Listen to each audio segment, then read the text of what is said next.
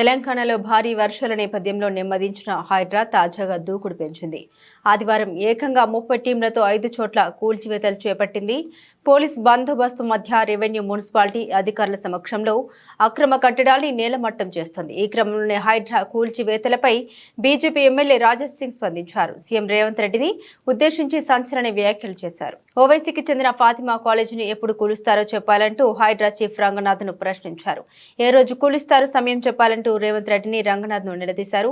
ఆ కాలేజీలు కూల్చేస్తే మీరే హీరో అవుతారంటూ సీఎం రేవంత్ రెడ్డికి సూచించారు. అలా కాకుండా వాటిని వదిలేస్తే మాత్రం హైడ్రా మిషన్ విఫలమైనట్లేనని రాజా సింగ్ తెలిపారు.